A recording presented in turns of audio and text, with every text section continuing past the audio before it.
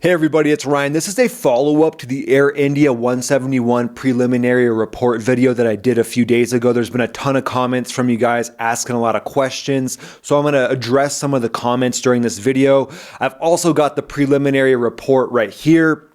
And there's a few things in it that I want to review with you just to clarify a few things that came up from that video.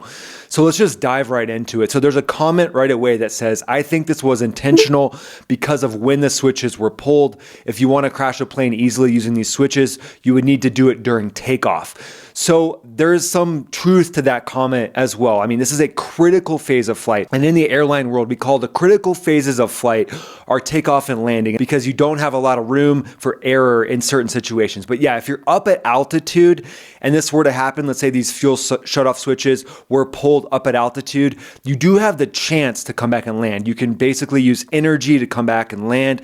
In this case, you really have zero options because the aircraft is so close to the ground. So that's a good comment, very observant. And in this case, you know, what I think happened is one of the pilots pulled those fuel cutoff switches to the off position at a critical time with their airborne experience, knowing that if they did it at that time, there's literally no chance of getting out of it. You can come to your own conclusions on exactly what happened, but the way that I'm going to approach this moving forward is definitely more of a mental health scenario and a mental health crisis that happened on this flight to one of these pilots. But we're going to dive into the preliminary report a little bit more in detail in this video, and we're going to start with that FAA special airworthiness bulletin that was issued talking about some of these fuel cutoff switches being installed without the lock. So without that mechanism that allowed you to have to pull out to move the switch. So it's saying that some of those were reported on Boeing 737s and that some of those switches were similar to what was installed on the 787. But here's the deal, guys. So there was a crew that flew this plane prior to the incident crew flying the plane. So as a first officer, you're the one who's running the engines. The captain says start them up or shut them down, but the first officer is going to do that switch actuation. So the previous first officer would have noticed that and would have gotten maintenance on the horn, gotten them to the jet pretty much right away. So I don't see that as an issue in this incident flight at all. I think it's clear that that would have been found prior to this incident flight. Now I want to talk a little bit about the crew. So in the preliminary report here, it says the crew of flight Air India 171 arrived at the airport and underwent pre-flight breathalyzer testing and were found fit to operate the flight. The crew is seen arriving at the boarding gate in the CCTV recording. So as an airline pilot, when you get to the airport, you're going to cross paths with a lot of people, and a lot of people have their eyes on you. So there's been pilots that have been caught before having drunk that day. You're supposed to have 8 hours bottled to throttle. There's been pilots who have been caught drinking because they've had that interaction. And in this case, this is a random test. So there wasn't anything specific. This is a random test that is done to a certain aircrew. So this aircrew is going to pass it and they're going to be fit to operate. So it sounds like there were no other signs that any one of these crew members were under some sort of stress or duress or anything like that. So unfortunately, I believe one of these pilots was going through a mental health crisis, but they were able to hide it and conceal it, unfortunately. And then the preliminary report goes on to talk about the V-speeds being calculated. The V-speeds all sound relatively normal. 153 for V1. That's that speed that you have to decide to either go or stop if you lose an engine at that speed. VR is the rotate speed. That's when you pull back on the yoke. That's 155 knots. And then V2 is 162 knots. That's the speed you want to get to immediately in case you do lose an engine. And then it said that they back taxi as normal down the runway. So they go to the full length of the runway. So that all sounds normal. And then the takeoff clearance was issued and the aircraft starts rolling down the full length of the runway. Then the preliminary report's going to go on to say the aircraft crossed the takeoff decision speed and achieved 153 knots. The VR speed was achieved. And then the aircraft air-ground sensors transitioned to the air mode consistent with liftoff. So the pilot flying was said to be the first officer in this case, and the pilot monitoring was said to be the captain. So the way that that's going to work is the captain's going to have their hand on the throttles during the takeoff roll because the captain's responsible for either continuing or aborting prior to that V1 speed. So as soon as the pilot flying starts that rotation, the pilot monitoring is going to be looking for a positive rate of climb to make sure the jet's climbing away from the ground. And then they're going to call positive rate and then gear up would be the call from the pilot flying. So here's some things to think about, guys. Just me kind of spitballing with you here. So as the pilot flying, with the pilot monitoring, in this case, the captain having their hands on the throttle, making that abort or go decision, there's a chance that that pilot flying had both hands on the yoke. So we don't know which pilot said what, but I want to talk a little bit about, what it could be. And again, this is just my opinion. You can come to your own decision on this. But as the pilot flying, both hands on the yoke would likely make sense, but also the pilot flying could have a hand on the yoke and then a hand on the throttle as well. But the auto throttles are working. So the auto throttles are working the throttles. So sometimes what I would do is I would make sure I would check that the throttles were in the right position, and then I would have both hands on the yoke to make sure that I'm being extremely precise. But a lot of times you will have one hand on the yoke, one hand on the throttles. So some people have asked, hey, since that pilot maybe was focused on flying, focused on pulling up on the yoke, would it be the captain who then reached down and turned the engine fuel control switches off? That's one theory to think about. You could continue flying with one hand, and it could be the first officer as well that reaches down and pulls off those fuel cutoff switches. So I could see it going either way, but here's the deal. The pilot monitoring, that's the captain. The captain is focused in on those throttles. That's what his life revolves around during that takeoff roll, while he's also looking outside, making sure that there's no reason to abort. So as they get airborne, the pilot monitoring should be looking at the throttle quadrant and should be looking to see, making sure nothing is weird. So this is just my opinion. I think that captain should be focused in on guarding and protecting those fuel cutoff switches, especially in the case of him being the pilot monitoring. And that's something that I would just think of as being the pilot monitoring. It does go through my head that if those fuel cutoff switches were to somehow get cut off, now we have no lifeline. We have no way to keep flying. So the pilot monitoring, I think, should be the one really thinking of and guarding those. Even though that's not a procedure that's talked about, that's not something you'll find in any directives, it is something to think about. You have no out. You have no margin for safety if those switches go out. So as a pilot monitoring, and if you're a pilot who watches my channel, just something to think about. You're in a critical phase of flight. You're coming into land or you're taking off. Those engine fuel control switches are your lifeline. So maybe now as a pilot monitoring, that should be something that enters our cross-check, making sure that those switches are not touched during those critical phases of flight, or ever, unless you're meaning to shut down the engine after you've pulled in safely to the gate. And then the preliminary report goes on to say the aircraft achieved the maximum recorded airspeed of 180 knots. And then immediately after, the engine 1 and the engine 2 fuel cutoff switches transitioned from run to cutoff position, one after another, with a time gap of 1 second. So when I pull into the gate, and we've got the chocks in and we're ready to shut down the engines, captain will say, let them up, shut them down.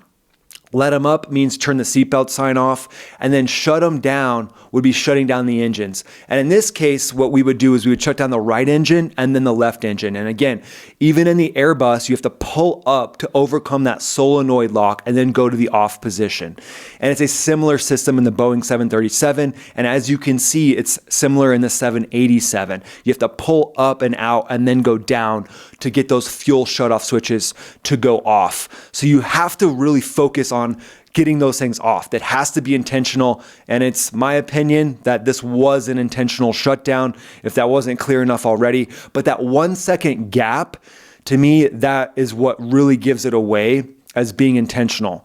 Because some people have said, hey, maybe those switches would shake out into an off position. I think that's essentially out of the question. I don't believe that they're engineered in a way that that could happen. The way that we shut down engines as airline first officers is you go right engine off, left engine off. And it's about a second in between those switch actuations. So the fact that it's a second, that to me is that big red warning flag that, hey, these were intentionally shut down. And the preliminary report goes on to say that the engine N1 and N2 began to decrease from their takeoff values as the fuel supply to the engines was cut off. So it's not going to happen immediately because there's going to be some fuel in the lines, but N1 and N2, that's kind of showing you the internal turbine speeds. Those are going to slow down as the fuel starts to starve from the actual cutoff valve shutting off the fuel itself. And then here's where I really want to focus in on, the psychology behind what's going on inside that cockpit. So in the cockpit voice recording, one of the pilots is heard asking the other why he cut off. why did you cut off? So that's going to come out of one of the pilots. And I put myself in that position, and I'm going to look over and be like, why did you just do that? So if for some reason these things had shut off themselves, there was some sort of a malfunction, you're not going to ask that. You're going to, if it's a malfunction and you just see the engine start to spool down and you didn't catch anything out of your peripheral with someone reaching down by the throttle quadrant, you're going to go, what happened? What's going on? You're going to say something different. But why did you shut off? That is just a very precise thing to say. So why did you cut off? Why did you cut off? That is not a normal thing to say, because you're going to catch out of your peripheral. You're going to see that. And it's blatantly obvious, because as a pilot moves their hands around the cockpit, when you're doing anything on that upfront control panel or the overhead panel or by the throttle quadrant or the flaps, you focus in and you look what is happening, because we do a lot of verification. So as an airline pilot, you typically don't do anything without talking about it. And a lot of things you don't do before talking about it first. So you'll set an altitude. Let's say you're going to descend to flight level 210. You'll set 210, you'll hit an altitude intervention mode, and then you'll say 210 because that's what's showing up on your displays. And the other pilot will say 210 to confirm that. So you're really tuned in and dialed in to what the other pilot's doing. So for this pilot to say, why did you cut off? To me, that's another red flag that this was an intentional event, because it's just not the type of verbiage you're going to use if it's some sort of a malfunction in the system. I've had a malfunction before in a system where the auto throttles essentially pulled the throttles back to idle at low altitude. And I didn't say, why did you do that? I didn't ask the other pilot that. I said, whoa, what's going on? And I immediately turned the auto throttles and the autopilot off, slammed the throttles forward, and then we began to recover the aircraft and everything worked out. But as you can see in that situation, my brain as a pilot didn't say, why did you do that? Because I know the difference between the system doing something and the other pilot doing something, kind of just inherently based on what you're seeing with your peripheral vision and what you're seeing on the screens in front of you. So what that pilot's going to notice out of their peripheral is that pilot reaching down, going one off, two off, and then they're going to start to feel and hear the engine start to wind down. And the hair on the back of their neck is going to stand up. And that's just a very, very hairy situation that this other pilot who didn't shut those off was put into, as well as everybody else on board, obviously. So the cockpit voice recording, one of the pilots is heard asking the other, why did he cut off? And the other pilot responded that he did not do so. So I think, if a pilot turns these things off intentionally, it's a scary moment for them. They're suicidal, obviously. They've got a lot of mental health issues going on, but they're immediately going to deny it. Probably they're just scared. They can't believe that they've actually done it. Again, this is diving into the psychology and mental health.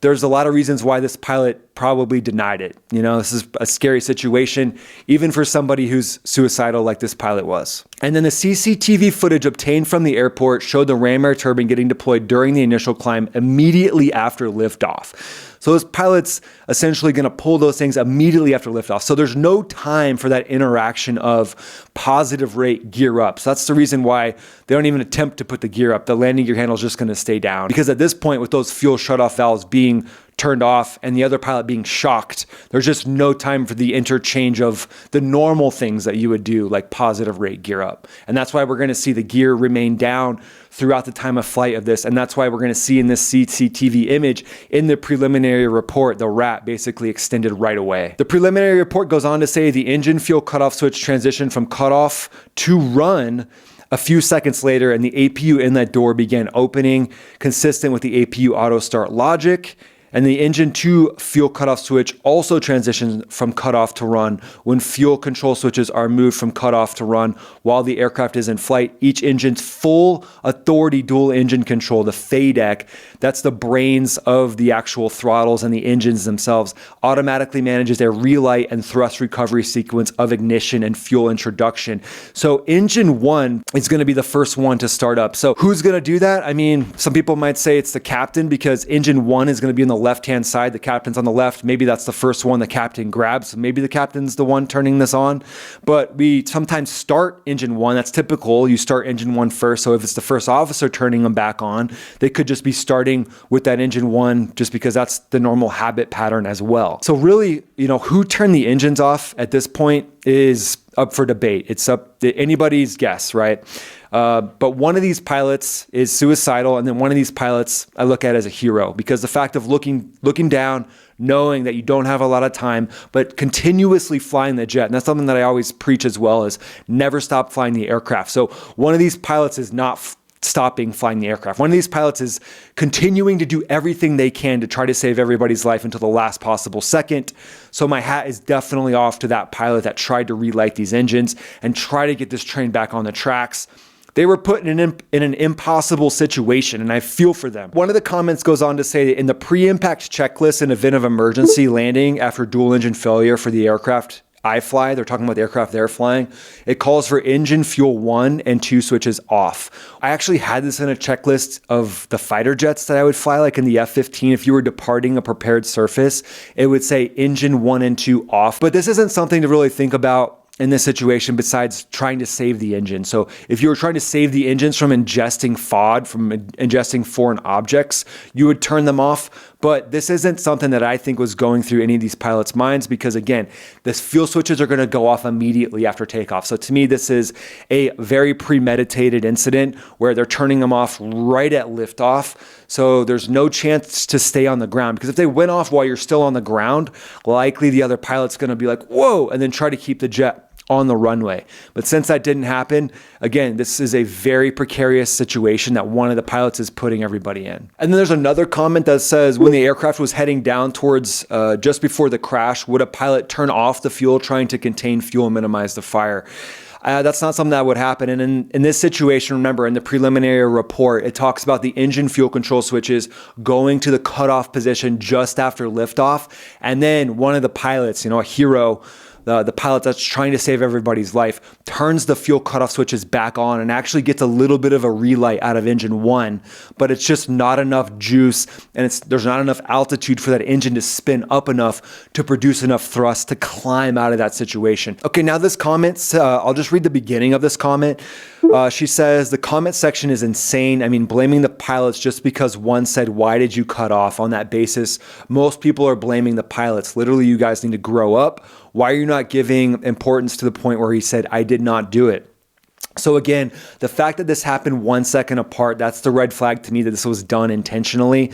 And then I think anybody doing this, knowing the gravity of the situation and putting yourself in the shoes of someone who's got mental health issues, they're probably not going to take responsibility for doing something this crazy. Okay, this next comment says, could this happen without the switches moving? For example, a short circuit or severed wires downstream of the switches.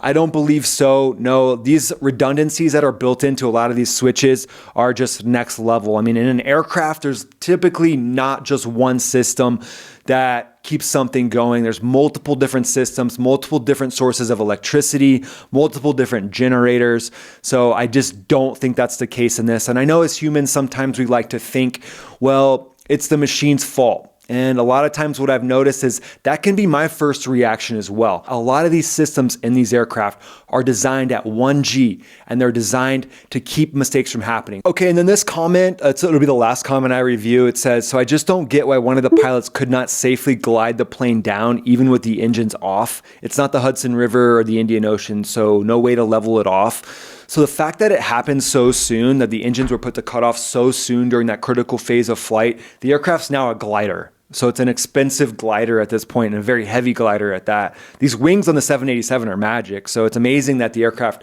stayed level and it didn't start tipping to either side. But the fact is you don't have any airspeed, and airspeed is life. Airspeed is life because it can give you altitude, and airspeed is life because it doesn't make you stall. As soon as you get slow, the aircraft has the chance of stalling. So the fact that this aircraft didn't turn or try to make it back is because it's low altitude, and it was such a critical phase of flight that it really gives you zero options. So that's my big message from this, is that pilot mental health is incredibly important. Thanks so much for watching, guys. I really appreciate it. If you enjoyed this video, the best compliment you can give me is just watch this video right here. Essentially, that's the best compliment you can give to the channel. Just watch this video right here. And it's teed up specifically for you. So thanks for watching, guys. I really appreciate it. This is Ryan, also known as Max Afterburner, signing off.